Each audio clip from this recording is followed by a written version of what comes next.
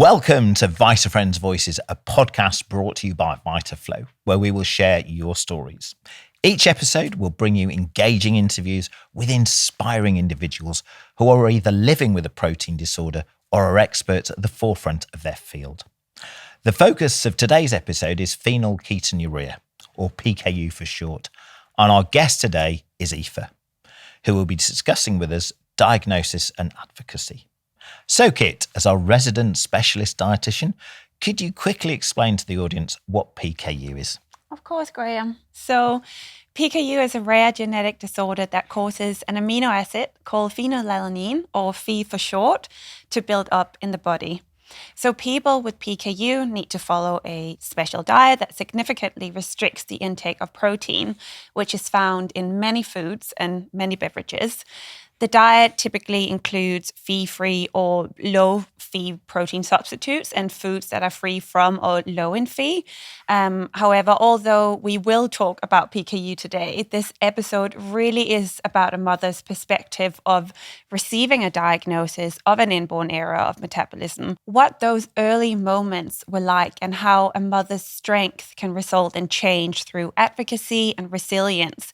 And our guest here today is a real inspiration to so many in this space. So, welcome to the VitaFriends Voices podcast, Aoife. Thank you so much. Thank you for having me. It's great to have you. It's a great opportunity. I really appreciate it. I want to say that from the very start, that I feel very privileged to be here. You're very welcome, and we feel very privileged to have you. Thank you. So just before we begin, just so we can get to know you a little bit, and also your son, can you tell us a little bit about your family and yourself? Yeah, sure. So me and my partner James have a lovely little boy called Irla. He's 14 months now. He's our little boy that has PKU. James is a carpenter, and I'm a lawyer or a solicitor in Ireland. So completely opposite ends of the career spectrum, but it works mostly. And Irla is our little wild child. Wild child, Aoife. That's very interesting. And we'll delve into that a little bit more in this particular episode. So can you take us back to the very beginning when you first found out your son was diagnosed? Yeah, the beginning was merely 15 months ago, so it's still so fresh in my mind. And when I originally got the diagnosis, I Googled, and there was some video representation of parents who'd gone through a similar experience that we had.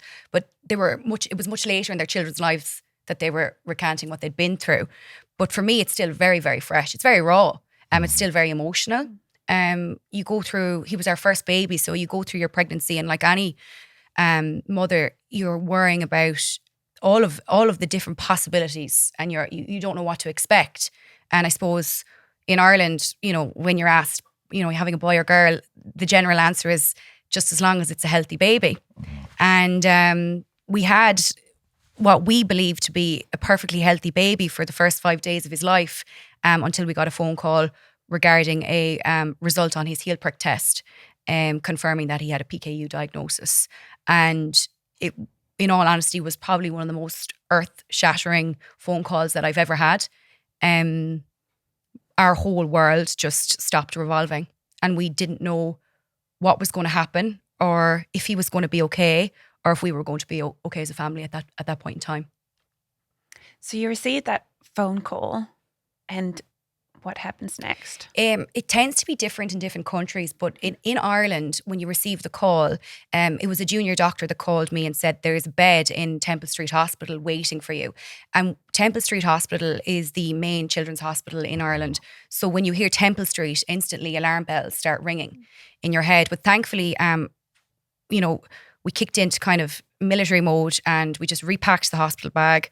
We got in the car, we made sure he was okay, and very, very thankfully, our consultant rang us on the road. And I think one very important thing that she said to me, which is still true today, thank God, is your son isn't medically sick. He's okay. Nice. And we will manage this, so he will be very well.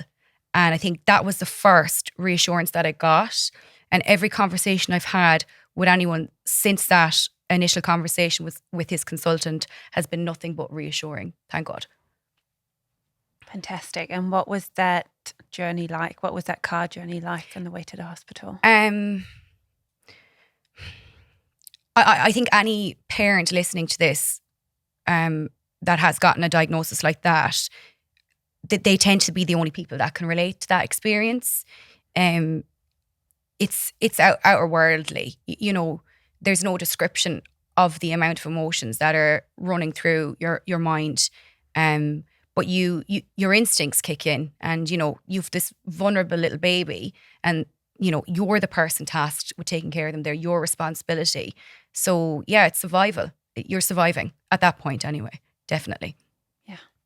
Yeah. And so you're in the car, you're there with your little boy, you're there with your husband, you get to the hospital. What happens I just want to point out, I might lighten this up a little bit. He's not my husband yet. So when he does watch this, thank you. The ring, the finger's still quite empty. So yeah, my partner, yeah. We're in the car. Sorry, let's go back. Okay, rewind.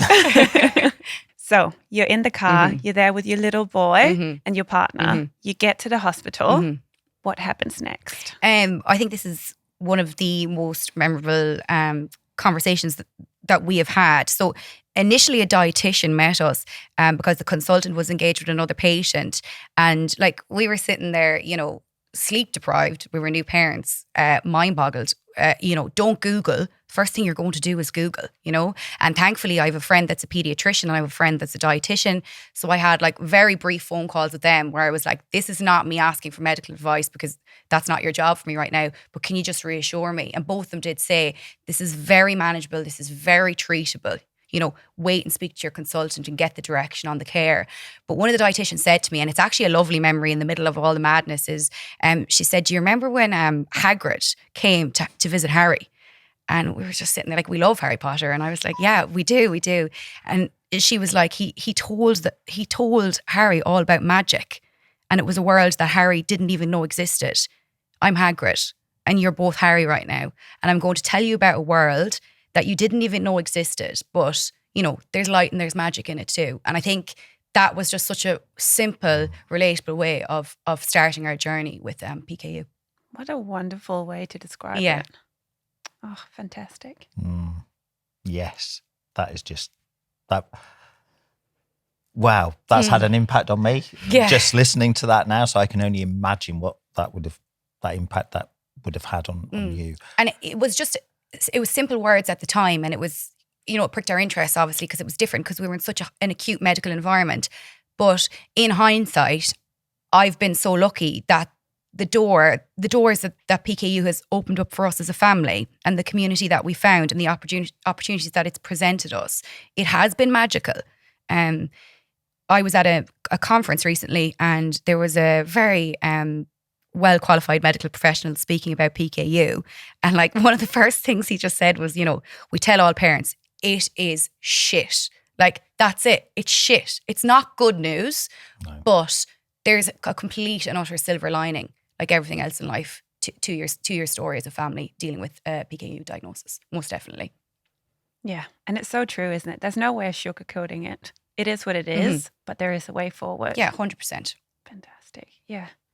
Okay. And that reassurance, Aoife, has obviously been of comfort to you. And how has that reassurance continued, and who has that been provided by? I suppose in the initial stages, I'm very proactive as a person. So I proactively sought out the community. I did that off my own back, and that was, I'm sure as other guests on the podcast will tell you, because we're so geographically distanced from each other, a digital community is something that you'll automatically reach out to first. But the fact that Ireland is actually so small and we've such a high incidence rate, it happened to be that a friend of a friend knew a lady with a little boy with PKU. Wow. So one of the first people I met was that lady with her little 7-year-old boy, very soon after, Iarla was brought home. And my first experience of the PKU community was meeting them. And that was so powerful.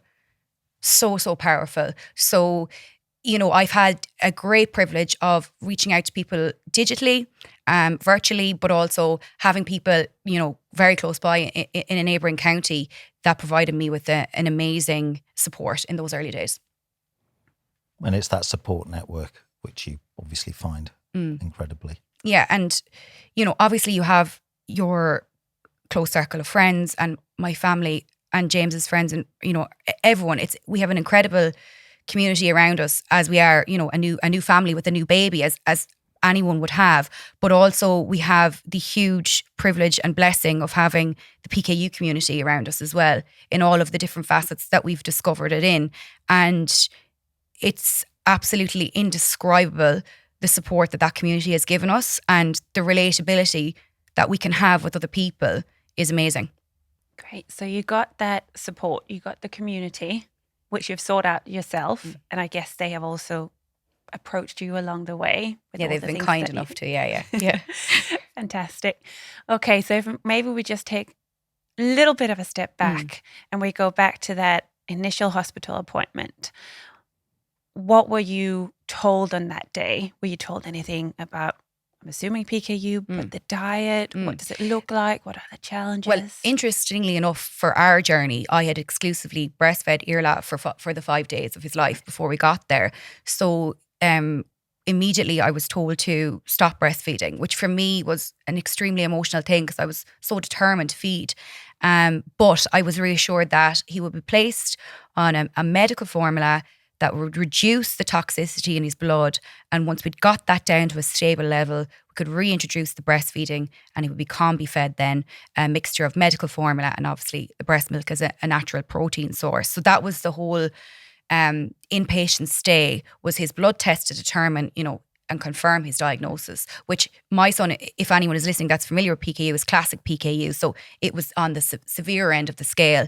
And also then the importance of being in one place to have all of the different medical professionals and a holistic team around you to help you learn and give you a massive crash course on what you're going to do when you take your baby home. Yeah. And as you're talking there, we can almost see you recounting that conversation in your head. What impact has that made on you as a person, as a mother, as a partner? It's given me a huge perspective on particularly being inpatient, because we ended up in ICU. We were always reassured that Irla was medically well and we'd be taking him home. And I had to express milk to maintain my supply. So there was a designated room for doing that and storing it, etc. And I met parents in there who didn't know whether they were going to be bringing their baby home. And for us, at the very stages, the very start of your family and you're building your family together, I think that gave me a huge perspective on how blessed we are and how grateful we are to have our little wild child well and running around the place as he is now. Aoife, I'm intrigued by the description of wild child. Would you just like to expand on that a little bit? I just think it's so interesting because obviously, untreated PKU can lead to, the first signals to parents are delays in development, speech and, movement, etc. But he walked at 10 months. He's having fully blown conversations with everyone now. Wow. He's telling us all what to do. So he couldn't be further, he couldn't be better than he is. And PKU certainly doesn't hold him back. And for me as a mother to see him thrive, that's the biggest gift that I could be given. And obviously that's totally down to his treatment, which is his diet. Unfortunately, he was non-responsive to medicines that are available to him in Ireland at the moment, but his strict dietary therapy has allowed him to be our wild, crazy boy that we cannot turn our back on because God knows what he's going to be doing. Oh, lovely. So just picking up on that diet then, how difficult is that for you and what challenges have you faced with diet? I think dietary therapy can be minimised a bit from my perspective as a mother. People, it's just a diet. And PKU in particular doesn't have very damning effects if you don't adhere to a diet strictly in one 24-hour period, say. But the reality of it is that it's a constant checklist in your head that never stops. And, I think parents with children without a diagnosis will be familiar with planning and packing and feeding and, everything that comes with having a child. But I think if you intensify that and you probably multiply that by 1 million, you're at where we're at in managing his diet. It's certainly not easy. And what does Irla's diet look like now? So say from the very beginning and up until now, what has it looked like and what does it look like now and how has it changed? So initially he was on, a medical formula combination breastfeed. Then when he was weaned, he starts into his protein supplements that replace, the protein that as we know it in his diet. And through the stages of weaning, that supplement looks different. It can, first of all, it was a paste. Now it's stepping up to a drink. It becomes more calorific. It gives him the vitamins, minerals that he needs, etc. So his medical supplement, his synthetic protein supplement, is his lifeline. That's his, that's how he grows and that's how he heals, which is so important, obviously, for children when they're developing. Then he has all of his medical food products, which people get the supplement thing, but then when I say, his breads and pastas and rices and everything else come from the chemist, that's my second grocery shop of the week. People find it hard to wrap their head around that. And then obviously, well, not obviously, but obviously to us now, low protein fruit and vegetables, or free foods as we call them, are unlimited. So that's what it is. That's what it is right now. So the free foods, just for those listening, are foods that contain no protein. Exactly. Or very low levels of phenylalanine, which is the protein you can't metabolize. Yeah. So, but it comes with its challenges, definitely. And how do you explain his diet to others, like family, friends? Do they fully grasp the importance of it? Yeah, they most certainly do. And we're very grateful and blessed to have people that are very inquisitive and that will ask questions. And I think first off, I remember another conversation that I had with some medic in the early days where she said, sometimes I have parents that are afraid or ashamed to put something different on the counter, say your medical formula, because they don't want to explain it to people. They want to cover it up somewhat, maybe as a coping mechanism. But for me and for James, we decided that we were going to be open books, and like, no question is a stupid question. Approach us with anything and everything. We're glad to answer. And I think that open communication with people and the curiosity that people have means that there's a great understanding, amongst not only our immediate family and friends, but people that I meet in passing. That I've done some media locally and nationally in Ireland, and people will just stop, chat to me on the street that I haven't seen in years and say, "How's Irla? How's it going?" And that opens up a conversation, which I think is so important for advocacy. And have those dialogues you've had with people, have those actually helped with that sort of large checklist you were talking about a few moments ago? I think so, because you can, like anything in life, it can start all consuming you up here, and it can isolate you. But if you can just verbalize it to someone, even if it's just a scratch the surface conversation, it helps. It certainly helps. And that's increasing that awareness. Exactly. Yeah. So just thinking about the diet then, if we can just explore this a little bit more. Sure. What kind of challenges have you faced with Irla? Interestingly enough, another thing that I did proactively, and if anyone is listening that is a parent of a child with a rare disease diagnosis, was I kind of branched out to a parent community within Temple Street itself. And then that in itself opened up parent communities in other countries. So I'm in multiple WhatsApp groups with that have a global reach now, with parents of children around the same age as my child. And they were all, when he was younger, and he's not at the stages, there's different stages within the group. People were talking about supplement refusal. And I was like, oh, it's brilliant to take his supplement. He's amazing. And then, we go for our checks in Temple Street, and I tell the dietitian, he's fantastic, he's amazing. And now in the last 2 weeks, he's refusing to take his supplement.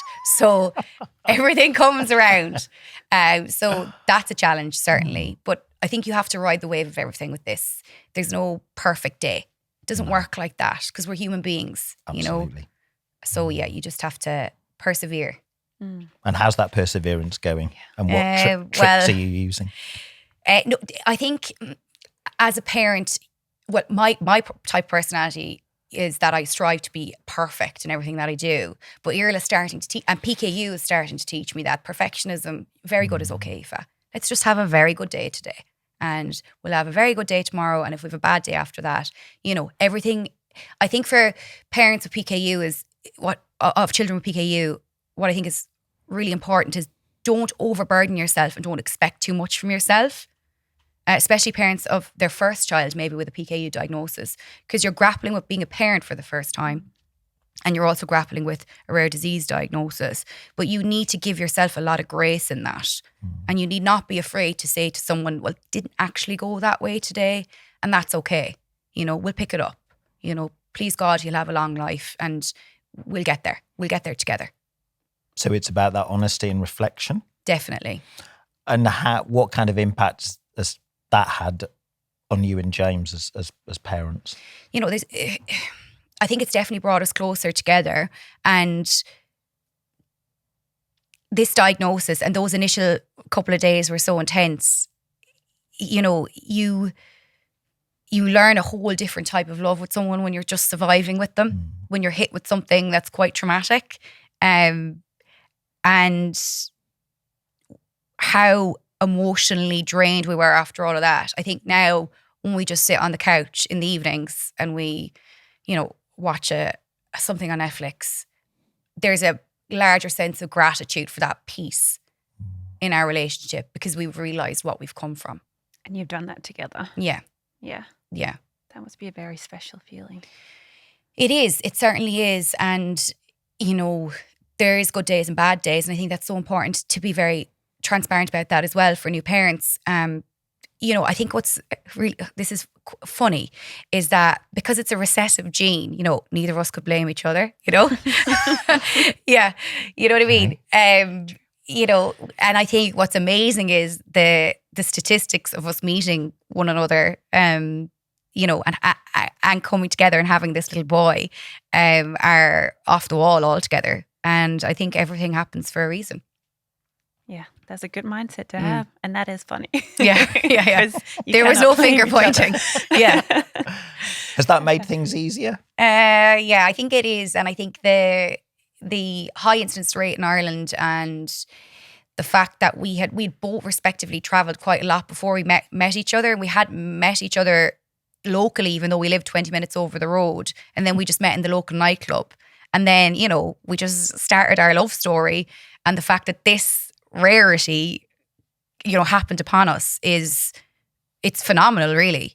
And I remember one of my friends' moms just said, Aoife, it would only have happened to you. It would only have happened to you. So you're talking a little bit there, or you touched a little bit on advocacy. Could you tell us a little bit more about that, what it means to you and what you have done so far? What I say to people is that, I did a lot of debating and school shows and speech and drama when I was younger. And then I went to law school. And then I was cabin crew for a while. So a lot of my life and a lot of my skill sets that I've learned in my education and throughout my careers have made this initial journey of advocacy for PKU that little bit easier for me, I think. I think it's a natural set of skills that I have that's led me to this. Another reason why I think everything happens for a reason is that I believe, Irla was given to us as a family because, we were able to manage it. We would be able to speak up for him and we would be able to advocate for him. And right before I fell pregnant, not that I was disillusioned with my career, but I was finding it hard to be motivated being a lawyer. And then I always thought that there was something else that I needed to advocate for, someone else that I'd need to help. I'd have to use my skill set. I know it sounds cheesy, but for good. And when Irla was brought into our lives, I realised, well, my purpose was to be a mother, but twofold, my purpose now is to use my voice for him and for the community. Yeah. Gosh, we're going back to everything happens for a reason, aren't we? Yeah. And so how have you used that voice? Initially in Ireland, we have a society that I became involved with. And then with VitaFriends and Vitaflo being an ambassador has been a really easy and welcome way for me to advocate, because there's this wonderful platform here today that I could have never have created for myself. Initially, a lot of the media interaction I pushed myself, but I think that was like adrenaline fueled at the start. It was frantic, and I took it so far, and then there was a lull, and then this opportunity presented itself. So just to be present and turn up and say yes has taken this a long way in 15 months. And what I say to parents is, it's okay if you can't do it. It's not your job. You're doing enough by managing this diagnosis and, keeping your family unit together and happy and well. But if you can do it, and you feel like you want to do it, then put yourself out there and do it, because it's so rewarding. So just to sort of take it back a little bit in terms of parents who want to potentially become an advocate and, be involved in the advocacy. Is there any piece of advice you'd give them? Yeah, before I give advice, to any parent listening to this, we need you. Please, we need you. For, medicine to move forward and new treatments to come into play, especially in our case where Iarla was non-responsive to the drug that was available to him, for people to realise what PKU is all about. We need voices, we need people. So if you think in any way, shape or form you can help, start with the next person you speak to. It could be your clinic. It could be, you might go online, you might find, someone that has an Instagram profile that's available to you, or a Facebook group or a WhatsApp. If you reach out to one person, you'll open the door of the community, and then, let it be your community. Take and give from it what you can and what you will, as I have. And it will give back to you and your family, most definitely. And can there be small steps in that advocacy in terms of, like you were talking about earlier, in terms of being very open and explaining to people? Yeah, I think I'm kind of on the extreme end of the scale with, national TV appearances and different things. People probably think I'm mad, but I think like at grassroots level, it's just being willing to be open and have that conversation and answer those stupid questions that are never stupid. And I'm also quite conscious that Iarla's obviously very young. Iarla might not want to advocate, but I have a time capsule of things that I did for him when he was a baby. And, if he's not comfortable with me continuing this journey, that's totally fine. But hopefully we'll encourage him to become involved himself, because I think having friendships within the PKU community, and I've seen them with my friends that are adults with PKU, it's absolutely invaluable and imperative. So hopefully, subject to him, we can encourage him to become involved as well. I really like what you said there before, that it starts with the next person. You don't have to go straight to live TV. No. It starts with that one person, and that then opens the door. Mm-hmm. So you mentioned some platforms there, but I guess how would you get started? What would you say to that first person who... Well, I suppose if you look at the diagnosis, the first people that you're going to come in contact with are your medics. Yeah. So you could simply ask them, is there a family that's willing? Yeah. Is there a family that I can speak to? And I think in the early days, they tend not to link you up because they want you to process and everything else. But, in Temple Street, anyway, from my experience in Ireland, you have coffee mornings that you can go to, and suddenly you meet one person and they say, I have a WhatsApp group, or you meet another person and they say, oh, well, we meet here, or there's events that are organised by Vitaflo, that you can attend. You can be proactive in attending, and that will, those tiny little baby steps of reaching out will open up the doors to Hogwarts, I suppose, that world. Yeah. I just think that's so beautiful, the way that was explained.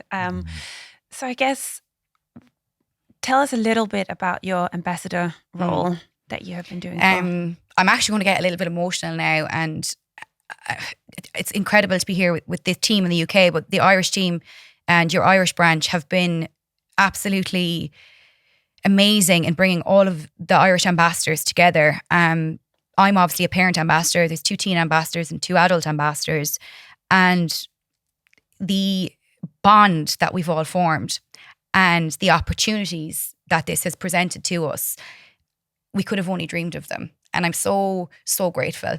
I'm so grateful. I couldn't be more grateful for it. Sorry. That's okay. It just shows how much it means, but also that connection you have with the other ambassadors, but just people in the same situation. Mm-hmm. And I think it's so powerful that you're sitting here today and sharing your story and allowing us to share your story. So thank you. Yeah. Thank you so much. It is personal, and it's your family and it's your life, it's a vulnerability. But I think if you open up to people and you share your vulnerabilities, it's a powerful thing. And I always think it has been, and it always will be for me and for us as a family. And Aoife, if we can bring it back to the moment, you've been on an incredible journey. It's been a roller coaster, yeah, for sure. Indeed.